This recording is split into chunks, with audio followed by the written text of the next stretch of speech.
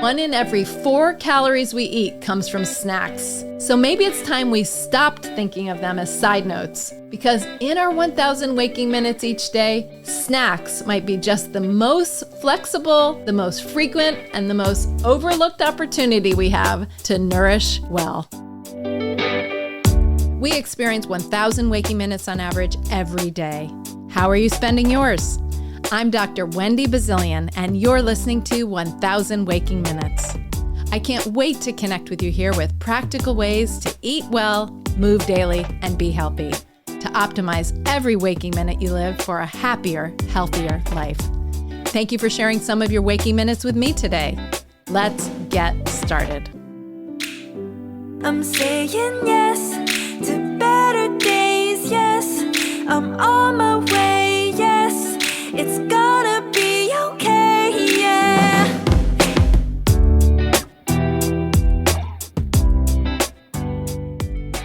Hello, and welcome to 1,000 Waking Minutes. I'm Dr. Wendy Bazilian, and I'm so glad you're here to join me today to talk about snacking, a favorite subject in my household and maybe in yours. So I wanted to start with a little Winnie-ism, Winnie the Pooh, that is. I sort of love the philosophy that A.A. Milne portrays through Winnie and all the characters in the books over the years. And because I have a daughter of elementary school years, I always have the books, but I dip into them a little more frequently, probably in this phase in life than other times. But there was one line or one little section of Winnie the Pooh where A.A. Milne wrote something that maybe will connect with you about the feeling you get when you're about to have a snack. And I'm going to read it to you. It's a quote, and Pooh says, "Well," said Pooh, "what I like best," and then he had to stop and think, because although eating honey was a very good thing to do, there was a moment just before you began to eat it, which was better than when you were, but he didn't know what it was called. I love that. So do you know what that moment is? Have you been there, that moment just before, and maybe that it was even better than the thing that you're about to consume? Maybe a little flutter of anticipation. I always thought it was maybe anticipation, that thing. It's a pause, when you open the fridge and you're reaching into the pantry, perhaps, and reaching onto the shelves, not just for food, but maybe for something else, like a little comfort, a little energy, or something to bridge or carry you through. And that's what I think a good snack can really be. It's not a perfect situation, and you're not diving in something to regret or something that you're fearing or that you're not going to get it right. In fact, I've always called a snack a bridge between meals, a pause, a reset, and ideally, it's also a pleasure. So recently, I had the wonderful invitation to join Kelly and Mark on their show, Live with Kelly and Mark, and I was asked to talk about snacking smartly. It was during their, not every summer, but for the last few summers, I've gotten invited on to this week where they do a week called Summer School. And it's sort of things you can learn about in the world. But one of them is a nutrition segment. And this year I did snacking smarter. So that was about not just what to have, we had some fun tips, but also snacking for satisfaction. A word that came up a few times because it got stuck in my brain and people seem to like it, was satiety. That feeling of satisfaction before you get full, of being content with how much you just ate. Snacking smarter can be about nutrition, and we'll talk about that. It's also about intention, which comes from sometimes forecasting and planning for a snack, but also thinking about how it fits. And of course, I brought some tips and ways that you can bring it into your everyday, and I'll do that today. So it was such a fun conversation. And actually, Kelly, she was sadly out that day. Sometimes, she or Mark, are not in that day. And so they have a co-host. And I adore being on the show with Kelly. She's always so engaging, and she has such a strong commitment to healthy eating and wellness for decades, her whole life, basically. And she's really fun to interact with. But this particular segment, and if you're interested, I can post the link to it if you didn't see it. There was a very talented, I'd never met her before, but a talented, fun, engaging actress by the name of Jackie Tone. I had not met her before, but got to meet her. And she was there co-hosting with the always charming and fun Mark Consuelos. So in doing that segment and also getting feedback and questions afterward, and quite a few of them, it reminded me of many of the questions that people have about snacks: the what, the when, the how, the why, and all the things. Well, here's one very concrete reason it's important for us to talk about snacks. 1 in 4 of the calories we eat every day, 25%, comes from snacks. And that's significant. It means that snacks aren't just occasional. They're part of our daily rhythm. It's sort of like the fourth meal, so to speak. So today, we're reframing them, and we're going to talk about snacks not as afterthoughts, not as simple treats or just things that need to be nutritious even, but as moments and occasions in our day that help pull us through in meaningful and powerful ways as important parts of our days and of ourselves and our whole eating flow, our whole life, really.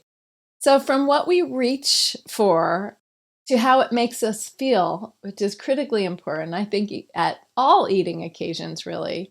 But we're going to look at what the science says about snacking, what some real life routines look like and what they can do for us, and also how you can bring a little more intention and hopefully a lot more satisfaction into your day around snacking.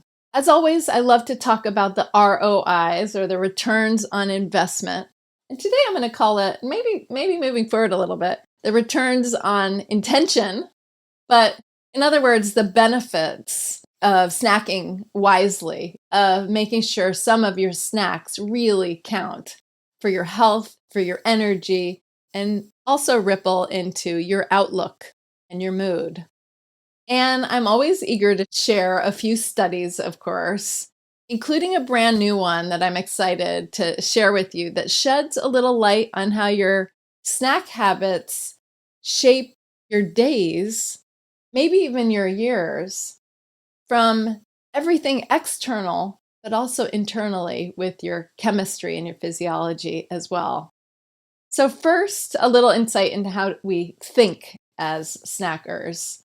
A team of researchers published a study, a paper in PLOS ONE, a journal, a couple of years ago, asking about 400 US adults, basically the grocery shoppers of their household, about their perception and choices around healthy snacks and beverages. In other words, how willing were they to buy things like veggie-based crackers or spreads and beverages with specific health benefits? So sort of those ones that you see where they're sort of giving us health benefits marketed toward us, or functional attributes.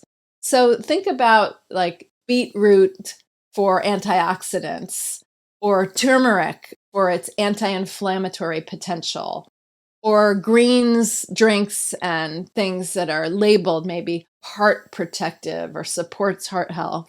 And what the researchers found was fascinating. Even when products were nutritionally similar, so they were comparing products that were nutritionally similar, people were drawn to certain colors and certain claims. And they showed interest in products labeled like heart protector or antioxidant, sort of those health halo, labels of health halo. And especially, get this, when they were packaged in green or purple hues. Isn't that interesting? Sort of like healthy halo colors, maybe. And folks who considered themselves, so this was sort of self-reporting, who considered themselves more innovative or more health conscious, were more likely to try these snacks and pay for them. Of course, that's consumer data that brands like to know, of course, for sure. But think about that. So the story the food tells is that color, the message, the perceived benefit, they really matter. And what rose to the very top was, of course, and agreeably and sort of study over study shows this, taste. Taste mattered the most. But then it was followed by this health messaging. Price and organic labeling in this study ranked lower. So it was taste and then sort of the health buzz or the health messaging, the ones that really connected. And then price and organic labels ranked a bit lower. So, what does this all say about how we move through our days? Well, it reminds us that our choices aren't always random, even if they feel sometimes subconscious, maybe. And whether you're packing a lunchbox for your child or grabbing something at 3 p.m. or in that mid afternoon lull, or hunting for a snack or a little something to nosh on after dinner, we are guided by intention and not just impulse. And we can use that to our advantage as well. And knowing what pulls you in toward a snack can also help you choose the ones that work for you. So, next study I want to share with you, and this is brand new, and it's about avocados. And I've had the pleasure of working with the avocado folks, the research arm of that sort of celebrates and supports research, independent research that's being done around avocados. So this is really cool and was research that was supported by them. And I want to start with a question. Have you ever snacked at night? Answer it honestly. Well, if you're nodding or even just inside your mind, you're among the 80+% of people who report they do. And a funny aside, I just have to share, when I was on Live with Kelly and Mark recently and mentioned this very stat, that 80% of us report snacking at night, the co-host, Jackie, she sort of very quickly said, and the other 20% lied. And I just started laughing because, maybe so, but 80+% reported snacking at night, and perhaps the other 20% lied or don't, perhaps. But this study was really great news because it looked at evening snacks between 8 and 9 p.m. So I should just say nighttime snacking. And the results suggested that what we snack on, not just when, can make a difference and even help us in our body. So, is snacking at night all of a sudden healthy? Well, according to a new study about avocados, which I mentioned I've had the opportunity to work with on occasion because they're so grounded in good science, and I do have an insatiable appetite for guacamole and avocados, for real. But in a brand new study that was very well designed, and it was just published, so this is breaking news in current developments in nutrition, researchers looked at 27 adults with pre-diabetes, and they gave them an evening snack between 8 and 9 p.m. And they had 3 scenarios that these 27 individuals went through. So they came in on 3 different occasions. On different days, they ate either a whole avocado or, another occasion, a low-fat, high-carb snack. So think like pretzels or something like that, but a low-carb, high-fat snack. And on the other occasion, and these were in randomized orders, a processed snack that had the same calories as the avocado, but a sort of processed packaged type snack. Then the next morning, researchers measured things like glucose and insulin, inflammation, and triglycerides after they had a controlled breakfast. Curious methods, isn't it? So what happened? The avocado night snackers had lower triglycerides, this is a type of fatty acid traveling in little packages, nice little packages in the blood. They had lower triglyceride levels 3 hours after the breakfast the next day versus the other options, and it was statistically significant without affecting the glucose, insulin, or inflammation. But essentially, the avocado snack helped the body manage fats better the next morning. In research, this is called the second meal effect. And this is pretty huge because it reframes nighttime snacking, not as sort of metabolic or caloric sabotage, but potentially as metabolic support if the snack is intelligently chosen. This is one study, but it's interesting and compelling. And you might just be wondering then, well, why does that matter? Why does it matter if my triglycerides are lower after breakfast the next morning? And if you think of triglycerides, as I mentioned, as like little packages of fat that's floating through your bloodstream, after you eat, especially in meals that include fat or sugar, your body has to process all of this. Of course, it goes through the gut and then nutrients go different places, and a lot goes through the bloodstream. And triglycerides are a big part of this process. When those levels stay high for too long, it's like having delivery trucks of this fat backed up and too much and too long, backed up on the freeway during rush hour. Too long, too tight, too gridlocked. And the traffic jam isn't just inconvenient, however, in your bloodstream. It can actually wear down the road, your blood vessels, your internal health over time. So in your body, that type of wear and tear can end up leading to higher risk of heart disease and some other metabolic issues that come with it.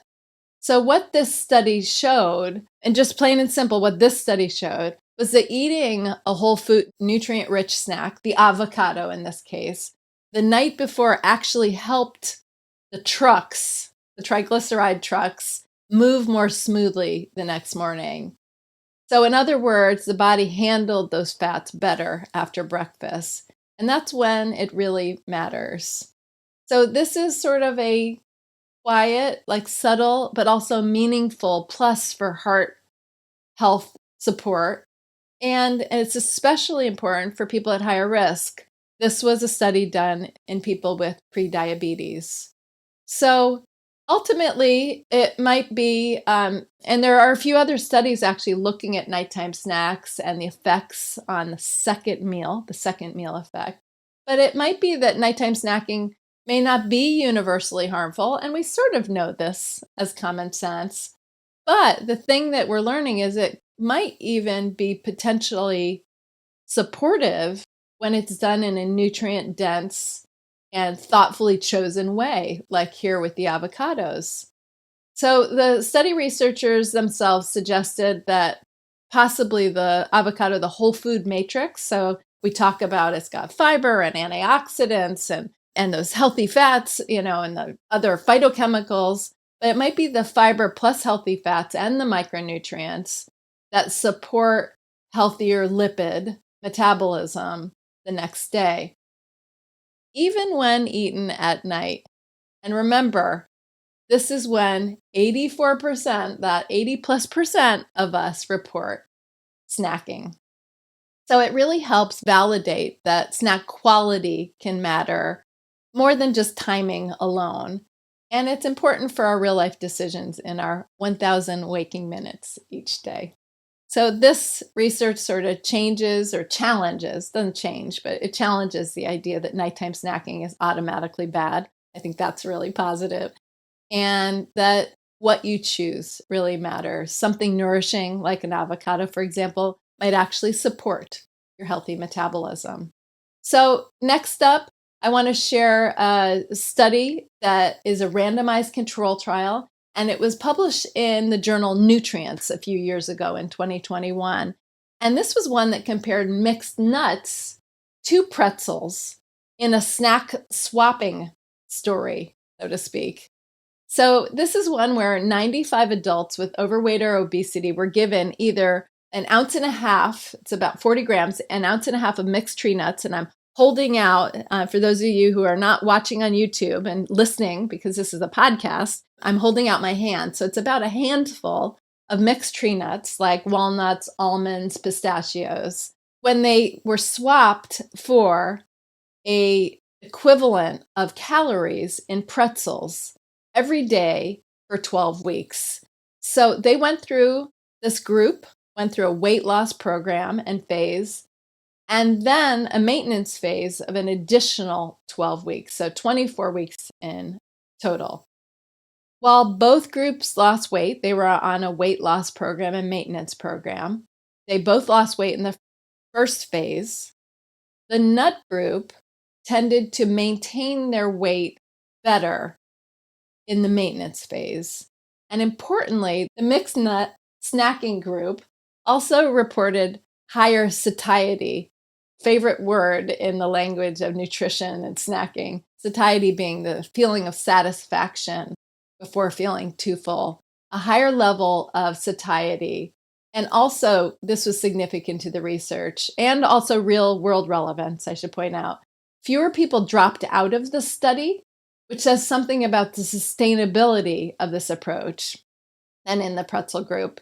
So the appeal, clinically, the researchers saw significant decreases in heart rate versus the pretzels as well. So that was clinically relevant. Whether that's important to you, well, a lower heart rate is a good thing in general for health, but it was more a clinical outcome that the researchers looked at.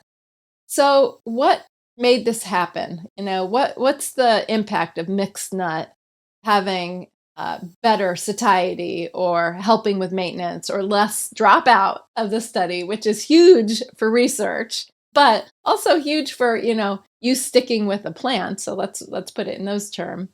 Well, it's probably the trifecta that nuts bring: the quality plant protein, healthy fats, and fiber. Plus, of course, they have other things going on like phytochemicals, but it's probably primarily that trifecta: the plant protein, the fiber, and those healthy fats that nuts have. And pretzels are basically simple carbohydrates. So even though the calories were matched, they were consistent. And the nuts are high in fats, albeit the healthy ones, but they're high in fat. The nuts did not sabotage the weight loss. In fact, they helped maintain it. So, how is this relevant to us? Of course, a snack that helps you feel satisfied and stay on track is hugely important. It's not just a food choice, it's a total life strategy that we can apply. It can free up some of our mental energy, what we're going to do. Are we going to be hungry? Is it going to support us? It can help us feel more in charge of our day. And considering that about 25% of your daily calories come from snacks, making choices that are satisfying and nutritionally robust, nutritionally dense, it really matters. So this swap is an idea that you can take. It's replacing some, if not most, of the simple carbs and replacing and swapping in maybe a handful of nuts or a mixed combination snack, because it really feels like not a no-brainer, but a yes-brainer to me. And finally, one more study I just want to share with you briefly, and then we're going to get on to some practical tips and take some time together looking at that. This one's called the junk food study. And junk food is not a phrase that I use frequently or particularly even like. I feel like it's overly judgmental, and I eat widely and sometimes these foods as well. But in this study, that's what the researchers use. So I'm going to use the junk food language, and they defined it as well. This was what they used. They defined it as sugar-sweetened drinks, as fried snacks, as sweets, and ultra-processed foods for the sake of this study. This was a meta-analysis that was published in BMC Psychiatry 2 years ago, and it combined 17 studies and nearly 160,000 adults. And what they found was a clear link between high junk food intake, that list that I gave you before, high junk food intake, and higher risk of stress and depression. Interesting, right? Now, I don't know what you were expecting me to say, but we're linking it to how we feel and to our mental health here. And it was linked to about 15 to 16% higher odds of stress or depression. And this was consistent across different types of studies that were evaluated as well. So, our takeaway here is that snacks that we eat repeatedly, especially if they're nutrient poor, let's say junk food, but nutritionally poor, they can add up, and not just in calories, but in their impact to our health, physical, and in this instance, mental, stress, and anxiety. So, this isn't about guilt or shame about picking the choices that you make or what might fall into junk food territory if you choose it sometimes, but it is about connection and connecting the dots that our food is related to our mood and our mental state. And it's another piece of the puzzle you may have been hearing about more and more, and even inherently know. You've probably felt it before. The idea isn't hypothetical at all. It shows that habitual snacking on low nutrition and high sugar or high fat foods, again, isn't just about the empty calories. That aside, it could be contributing to mental health strain, to our stress and our anxiety, literally. So, what you reach for in your everyday snacks in those moments, it may play sort of a quiet, maybe a low hum, but it's a steady role in how you feel. It might be even how you cope, even how resilient you are. It's a reminder that our food affects more than our physical self and our energy. It shows up in your mind as well. So as we look at this ROI, these studies that I've shared today, we see that these aren't just snacks. And I put that in air quotes. They're small decisions that really help shape our day. They're opportunities every few hours to nourish and energize and even support our mood, and maybe even our resilience, our bounce back in life. So the next time you're reaching for the 3 p.m. snack, maybe even the 9 p.m. snack, ask yourself, is this working for my energy? Is it for my heart? For my next waking hour? What's the purpose? Make it count. Because snacks like avocados or yogurt, nuts, they're not just empty fillers. They're really allies. They're not just nutrition. They can support our 1,000 waking minutes, and they can be part of the self-care we give ourselves. So before we get into what snacking can actually look like in real life, some tips that hopefully will be helpful to you, let's take a brief pause for a mindful minute together. You know that in episodes together, when we talk about a topic, I frequently insert a moment that we can pause and check in with ourselves. It's helpful to me as well, so thank you. But it's also an opportunity to show you what a single minute lived intentionally in your day can do for you, your mind, your body, to reset and give yourself a little self-care. And sometimes it feels like that if that's all we get, that's something to be grateful for. So today's theme is snacking, of course, and it's something that can feel so automatic and routine in our lives. But what if we made it a little more intentional, elevated its importance? So giving ourselves something that can be nourishing and really helpful for our body. So that's the theme. That's the topic that we're going to sort of meditate on for a minute. Wherever you are, if it's safe to do so, bring your attention inward. Put your feet squarely on the ground. Relax your shoulders. Let your jaw soften. Sometimes they can get tightened. Sometimes you have to open your mouth wide to let it stretch and then relax to soften your jaw and avoid if you tend toward clenching or you speak a lot or smile a lot sometimes. And then maybe you place your hand on your belly today if you're comfortable doing that. Or you can even place it on your chest or near your heart, sort of if you're across your heart. Feel grounded. You can allow your eyes to close or blur your gaze if it's comfortable for you. And let's begin by taking a breath in through our nose, exhale through your mouth, and simply continue to do that as we begin our mindful minute now.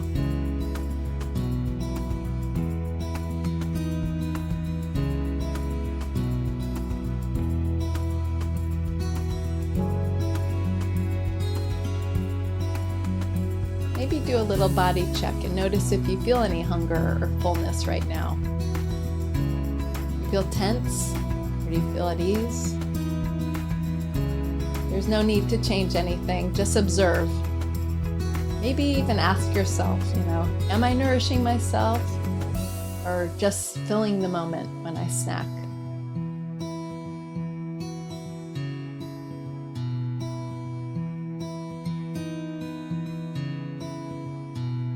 Nice, slow, deep breaths in through the nose. Let the breath clear the space. Gentle reset and exhale through the mouth.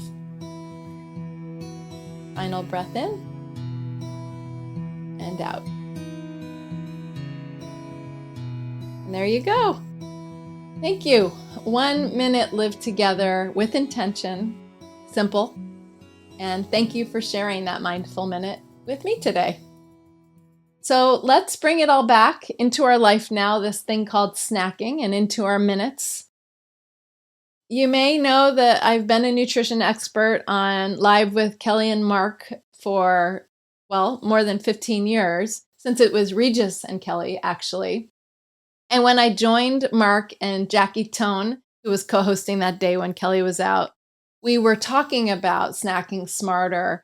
And it was really fun because snacks are so universal, and they sort of challenged me to come up with, a series of ideas that we developed together that might move into viewers, maybe your everyday life.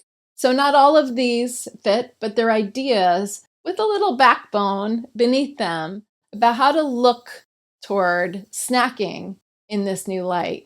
So whether it's from kids' lunchboxes, the afternoon lull that many of us experience, maybe it's an after-school snack, or it's post-dinner when we're sitting down to watch our favorite show on Netflix. We all snack. In fact, over 90% of us report snacking on a daily basis. And snacking isn't just an occasion, it's really an opportunity. So how do we make it count? So I wanted to give you some sort of smart snack principles, many of which I shared on the show, and that I use in my own life. I use them with my daughter, I use them with clients, and I use them with myself. So first off, think about pairings and sort of the magical formula, so to speak. So snacks work best for our blood sugar and satiety, that feeling of satisfaction before feeling really full, the bridge that we need that really gives us that energy. They work best when they've got fiber, protein, and healthy fats. That's the trifecta for satisfaction. And they can go with carbs and prolong the life of the glucose and the carbohydrate energy we get from that. Fiber, protein, healthy fat. So try, avocado mashed up on whole grain crackers, maybe with some chili flakes, maybe a squeeze of lime or lemon, or the everything seasoning. I love that everything seasoning, the bagels, everything bagel seasoning that a lot of the stores have. That can make for a really nice, easy, balanced snack. A Greek yogurt parfait, and parfait sounds fancy, but I just put it there, like layer it with berries, or put some berries and seeds and nuts, maybe even a little drizzle of olive oil on your yogurt. I want to add that into the mix. I've recently been doing a little chia oil on my yogurt. You might say, wow, that sounds weird, but it is really special. It really elevates it. Add some depth and some of those healthy fats. And I've had an amazing one lately that we've been sort of debuting, that we worked on with a coconut yogurt. So it could be a dairy or a non-dairy, a plant-based yogurt that has some dates on it, has some chopped pistachios on it, a little drizzle of chia oil, and a little flake of sea salt. And wow, it was really well received. And I have to tell you, it's really delicious. It's fancy enough for a party. So it's something maybe to try. Next tip, spoon it, don't sip it. That's what I sort of called it on Kelly and Mark. But just a tip. Smoothies are great. I love smoothies. They can satisfy also, especially when they've got the right formula in them and they've got the protein, they've got the fruit, they've maybe got a little bit of that heart healthy fat as well. But spoonable snacks tend to beat sippable ones when it comes to feeling full. So maybe, again, back to that Greek yogurt parfait or a smoothie bowl, which is sort of like a smoothie, but you eat it with a spoon, and maybe it's a little deconstructed. It has some granola or nuts on it, some coconut flakes, maybe even a nice cottage cheese bowl with some fruit. You're more likely to tune in also when you're dipping your spoon in. You tune into the tastes, the textures, and you notice when you've had enough. So the pause between bites, between spoonfuls, and I have a collection. I mean, I just use them every single day. They're like the demi-tasse spoons, not the teeny tiny ones, but demi-tasse. I have, I don't know, 25 of them, tasting spoons, some people call them. I use those all the time, not for like portion control, but because I just really enjoy it and it makes the spooning more fun. I seem to pay attention more. And you register that fullness or satiety a little better, and you're less likely to overdo when you spoon it. Think about crunchy foods that aren't just empty calories or empty carbs. So, this is one when you're seeking the crunchy. So, think about swapping. So, instead of those pretzels, the mixed nuts, the study that I shared before, or swap chips or random high carb crackers for others like an air pop popcorn, for example. By the way, popcorn from corn is a whole grain. So it's got great nutrition in it. It really, really does. I know it gets so maligned sometimes, and I can't quite figure that out because it is a whole grain. Air pop popcorn is a great thing to have. It's a favorite in our house. And my grandfather, oh my goodness, he couldn't get your hand in his bowl of popcorn every night. But you can try it with things spritzed on with some nice healthy oils like turmeric and nutritional yeast if you haven't had like a sub in for Parmesan or Parmesan. If you're craving sweet, we did one on the show with cocoa powder, sea salt, and a little sprinkle of hemp seeds on top, and it was out of this world. It was super good. You can also have things that are delicious, almost desserty, like frozen banana dipped in dark chocolate, maybe with a sprinkle of chopped walnuts or rolled in that. You can keep them in the freezer like little bites, and you can pop them out, and it literally tastes like a little, I don't know, frozen truffle or something like that. They're so good. And it's like a mini dessert, but it's better. It's balanced. It's good. And you feel good about it. Mentally, you're like, oh, yay me on that choice. Easy to do. And those mixed nuts, those give an awful lot of crunch, whether they're pre-mixed. There's some great trail mixes in the markets now. Be careful because some of them really are masquerading as candy, but some of them are really, really great, the mixed nuts. And you can make your own favorite mix, of course, remembering what I told you about satiety and managing weight and all that from that study. And then think about using what you have. Snacks don't have to be uber special or completely orchestrated. You can use pantry and fridge staples, nut butters, whether you like peanut butter, almond butter, sunflower butter, all these. You can put those on an apple sprinkled with cinnamon. You can do hard-boiled eggs and make a few extra and put them in the fridge. Eat a few grapes out of the fridge, some grape tomatoes, you've got a snack. And then I want to mention a pantry staple that's been there for generations, decades and generations, which is canned tuna. Now we call it tinned fish, by the way. I've kind of gotten more with the trend, and I sort of like that tinned fish, but canned salmon and tuna can be such a great protein snack, and it's right there in the pantry ready to go. It's available now in pouches you've seen. I've worked with a company, Tonino, in the past that does like sort of fancy like jars, and it's all beautifully like seasoned and hand-packed varieties. But tuna, and that also salmon is available, is ready, easy pantry protein. You can layer it on little cucumber rounds, on little crackers. I make little toasted baguettes with a little ricotta and some fancy microgreens and some tuna, and I serve it as appetizers. It's that good. So there's lots of ways that you can go there. And I'm a big fan of snack boards as well. Snack boards is sort of a trending name for it. I've often called it a med spread for Mediterranean diet, but that's like charcuterie boards, cheese and fruit boards, especially with and if you like grazing or if you have kids that you're sharing with, you can totally customize this. You can mix and match. So think about putting some veggies, some fruits maybe. They could be dried or fresh, a few nuts or seeds, maybe a little cheese, some hummus, avocado, some salsa. It's sort of a mix and match that you use the board, a cutting board, a wooden board, a plate, if you want to even use a plate and just call it a board. But it brings a little color, a little texture, a little fun, a little finger foods. So it feels like an occasion when you do it fancier, but it's a way to get good nutrition, mix and match in a snacking board. And I wanted to share just a few behavioral and lifestyle tips as well, because it's not just what we eat. So hopefully there's some tips there, but how you snack can make a big difference as well. So start by planning your snack breaks. This can be important. Put it into your day, into your routine, like you might take a walk or have a cup of coffee. So make it a little more intentional if it's not already there and not so random, not just grazing as you walk by the pantry or as you open the refrigerator for the 14th time to see what's in there as if it's changed.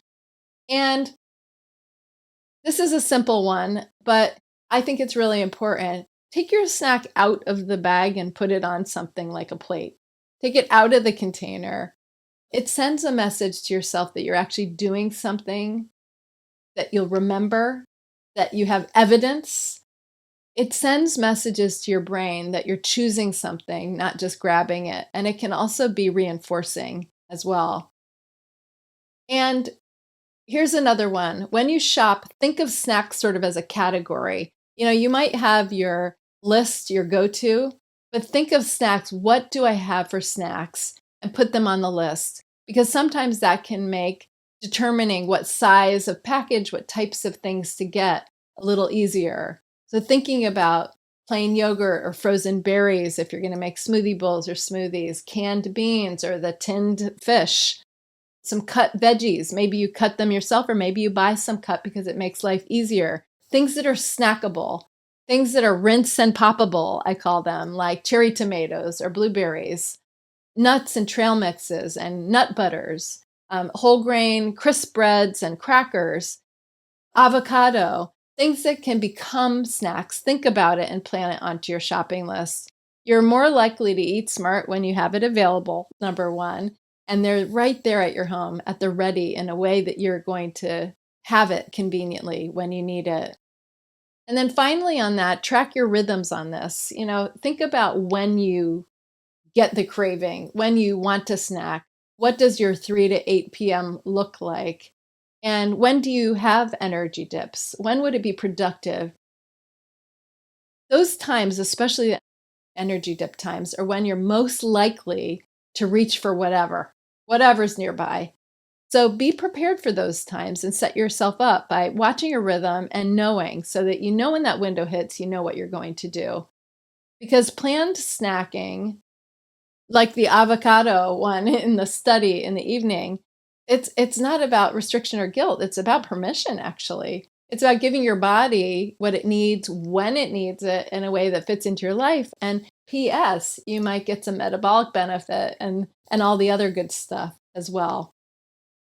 So that's the episode. In these minutes together, we talked a lot about snacks, about our choices, our routines, and some of the overlooked moments in the day when we might have thoughtfulness and maybe even a little bite to support how we feel, think, how we function, and the importance of snacks in that process. We know that packaging and nutrition claims can influence our choices. Yes, they can. That's that consumer study. And we have data to support that intentional evening snacking, yay to that, with the avocado study, is a real example that might show us that the impact of what we eat when we eat might impact us later as well. Hopefully I shared some good tips with you. And in the so-called junk food study, we saw that the impact of poorer nutrient choices might negatively impact our mood, our mind, that anxiety and stress that I mentioned. So that's what nourishment and self-care are in snacking. It's about the good stuff, how it can make us feel clear, energized. And the real takeaway, again, is it's not just what you snack on, but it's how we approach it as well. So planning for it, putting it on your shopping list, celebrating snacking. They can anchor your everyday. They're an important part. They're 1 in 4 calories. They're a quarter of our eating occasions when it comes to what they offer to us. So thank you for spending a few of your waking minutes with me today. And if you're enjoying the podcast, if you enjoyed this episode, I'd be truly grateful if you'd share it with someone else. Maybe comment, leave a kind comment on the podcast platform that you listen to. It really helps spread the community and helps us grow. And I'm very personally grateful. You can always reach me at wendybazilian.com. You can reach out to me at 1kwm@wendybazilian.com. That's my email. And please join me over on Instagram at 1000 Waking Minutes. I appreciate it. I'm Wendy Bazilian. This is 1000 Waking Minutes. And until next time, be well. Thank you for tuning in to 1000 Waking Minutes. A huge thank you to our amazing collaborators, including our production and marketing teams, and Gabriela Escalante in particular. To the ultra-talented Beza for my theme music, my lifelong friend and artist, Pearl Price Photography and Design, to Daniel Ballantyne, Jen Nguyen, Joanna Powell, and of course my family, and everyone working tirelessly behind the scenes. And to you, our valued listeners, I so appreciate your support. If you enjoyed today's episode, please consider leaving a comment, writing a review, and giving 1000 Waking Minutes, that's us, a 5-star rating. And please hit subscribe on Apple Podcasts, Spotify, or wherever you enjoy your podcasts. Please follow and stay connected at wendybazilian.com. And don't forget to share with your friends. Your support helps us grow and bring you more great content. Until next time, find some simple opportunities to optimize those 1000 waking minutes each day.